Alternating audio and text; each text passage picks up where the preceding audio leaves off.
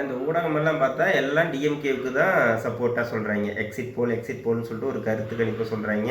அதில் வந்து எல்லாம் டிஎம்கே தான் வின் பண்ணும் அப்படிங்கிறாங்க. இதுக்கு உதாரணம் சொல்லணும்னா 2013 ஆம் ஆத்மி அப்படிங்கிற ஒரு கட்சி டெல்லியில் போட்டி போடுது. அப்போ பிஜேபியும் காங்கிரஸும் தான் பிரதான கட்சிங்க. ஸோ எல்லா கருத்து கணிப்புமே என்ன சொன்னாங்க, காங்கிரஸ் 15 வருஷம் ஆட்சி செஞ்சதுனால பிஜேபி தான் வின் பண்ணும், பிஜேபி தான் வெற்றி பெறும் அப்படின்னாங்க. ஆம் ஆத்மிங்கிற ஒரு கட்சி களத்திலேயே எடுத்துக்கலவங்க. யாருமே அந்த கட்சி வின் பண்ணணும், ஓட்டு வாங்கணும்னு சொல்லவே இல்லை. ஆனால் கடைசியில் ரிசல்ட் எப்படி வந்ததுன்னா, ஆம் ஆத்மி 28 தொகுதியில் வின் பண்ணுச்சு. புதுசாக கட்சி ஆரம்பித்த ஒரே வருஷத்தில்.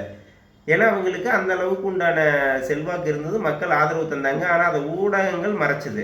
அதுக்கப்புறம் அவர் மைனாரிட்டி கவர்மெண்ட் அமைச்சார், ஆட்சி கவிழ்ந்தது, திரும்ப ரீஎலெக்ஷன் 2014 வந்தது. அப்போ 67 தொகுதி, 70க்கு 67 சீட்டு பார்த்தா வின் பண்ணாங்க. ஆனால் அப்போவும் பிஜேபி தான் ஆட்சிக்கு வரும். ஏன்னா இப்போ நாடு முழுக்க, இந்தியா முழுக்க மோடி அலை வீசி அப்போ தான் மோடி வந்து பிரைம் மினிஸ்டர் ஆனார் அப்படின்னு சொல்லிட்டு, அதனால மோடி கட்சி பிஜேபியை தான் வந்து டெல்லியை பிடிக்கும் அப்படின்னாங்க.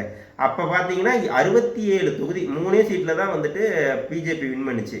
ஸோ இப்படி தான் நடக்கும். இவங்க கொடுக்குற கருத்து கணிப்பு எல்லாமே மக்கள் என்ன முடிவு பண்ணுறாங்கங்கிறது தானே முக்கியம். இவங்க என்ன கருத்து கணிப்பு சொல்கிறது, அது கருத்து திணிப்புங்கிறேன் நான்.